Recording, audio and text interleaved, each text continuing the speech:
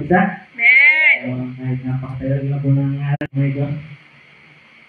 Okay, so sinubukan na makinig ng salita ng ating Panginoon. Praise God. So, buklad po natin ang ating Biblia sa aklat po ng mga ngaral, chapter 8, verse 6 hanggang 8. Amen. At kung basahin, may kanya-kanyang panahon at paraan para sa lahat ng mga bagay, ngunit hindi natin ito lubusang nalalaman. 7, walang makakapagsabi kung ano mangyayari at kung paano ito magaganap. 8, kung paano hindi mapipigil ng tao ang hangin, gayon din hindi niya mapipigil ang pagdating ng kamatayan. Sa panahon ng digmaan, walang mapagtataguan, hindi tayo makakatakas. Basahin po natin sa wikang English na sabi dito, for there is a proper time and procedure for every matter.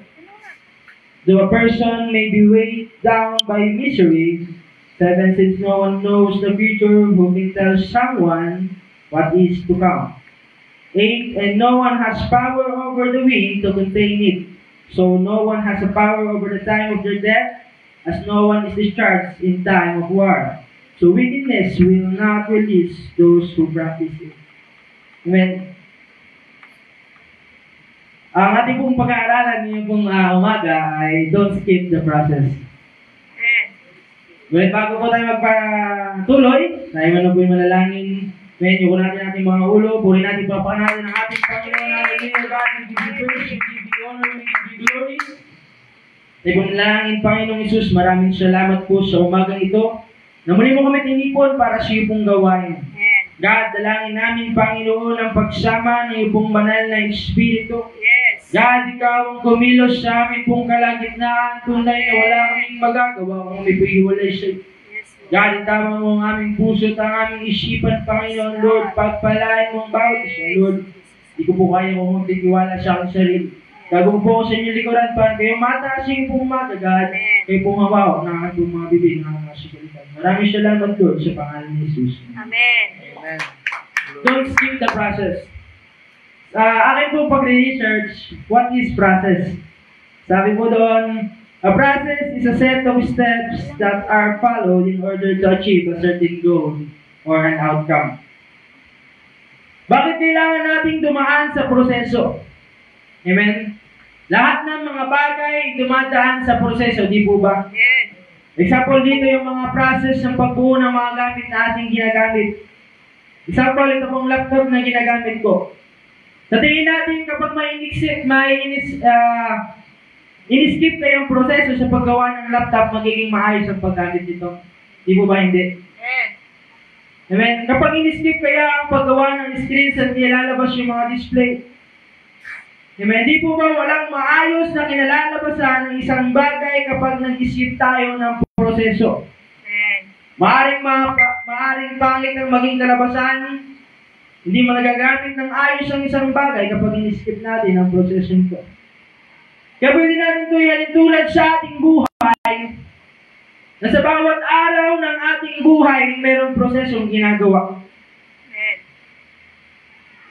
Kahit masakit minsan ang mga proseso na nangyayari sa ating buhay, ito'y paraan ng Diyos upang mas lalo tayong maging magandang produkto na nagmumula sa Kanya. Amen. Mas maging kagamit-gamit tayo sa kaharian ng ating pong Panginoon Diyos. Araw-araw yung mga pagsubok natin sa buhay, ito ang nagmumod sa atin upang gumanda ang maging kalabasan ng ating buhay. Yes. Magkaroon tayo ng certain goal or outcome. Kaya mga kapatid ko sa ating Panginoon, pag-usapan natin ang tatlong proseso sa ating pong buhay. Una pong pag-uusapan natin is the process of building our faith. Yung proseso ng pagbuo ng ating mga pananampalataya. Ngayon pong umaga, sino po nananampalataya sa ating pong Panginoon? Amen. Ang pananampalataya natin sa ating Panginoon ay hindi basta-bastang nabubuo. Ang pananampalataya natin sa ating Panginoon ay hindi basta-bastang dumadating. Amen? Kaya ngayon pong umaga pa, paano nga ba nabubuo ang ating pananampalataya? Una sa pamamagitan ng mga pagsubok na dumadating sa ating buhay. Hindi po ba mga kapatid ko sa ating Panginoon, Na sa tuwing nakakaranas tayo ng mga pagsubok sa ating buhay, di ba yung faith natin kay God ay lumalakas? Sinasabi natin minsan, kapag di na natin kaya, Lord, ikaw na ang bahala. Sa pamamagitan ng mga pagsubok na dumadating sa ating buhay, nagkakaroon tayo ng pananampalataya, tinutubuan tayo ng pananampalataya, amen, at lumalabas yung pananampalataya natin sa ating pong Panginoon. Sa Tiago chapter 1, verse 2 hanggang 4. Amen. Mga kapatid, magalak kayo kapag kayo'y dumaranas ng iba't ibang uri ng pagsubok. 3. Dapat ninyong malaman na nagiging matatag ang inyong pananampalataya sa pamamagitan ng mga pagsubok. 4. At dapat kayong magpakatatag hanggang wakas upang kayo'y maging ganap at walang pagkukulang. Amen? Nang dahil sa mga pagsubok, kaibigan, nagiging matatag yung pananampalataya natin sa ating pong Panginoon. Tumitibay ang ating pananampalataya, natututo tayong magtiwala sa ating Panginoon. Amen. Natututo tayo na Amen? Na sa Diyos lumapit sa oras ng mga pagsubok. Yes.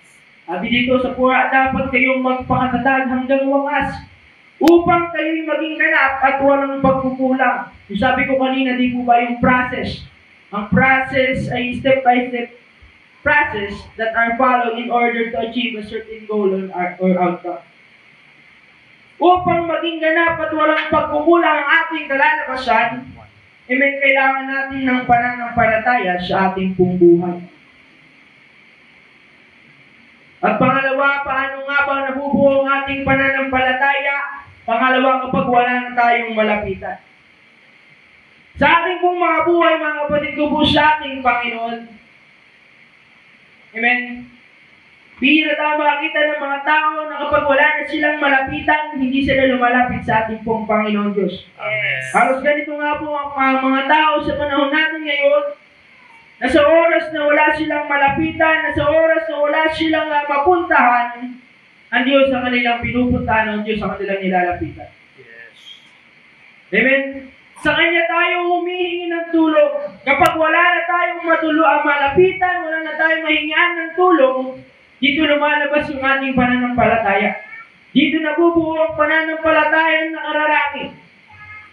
Amen? Hinahanap na nakararami ang Panginoon na sa oras na wala na silang malapitan sa nila pong mga buhay. Sapagkat ito po ang pangako ng ating Panginoon, Mateo 11:20. Ito ang sinasabi ng Panginoon sa bawat isa, amen, na nawawalan ng pag-asa. Ito ang sinasabi ng Panginoon sa bawat isa na wala ng malapitan. Mateo 11:28, sabi rito, lumapit kayo sa akin, kayong lahat na nangahihirapan at lubha, at nabibigatan sa inyong mga pasanin, at kayo'y bibigyan ko ng kapahingahan.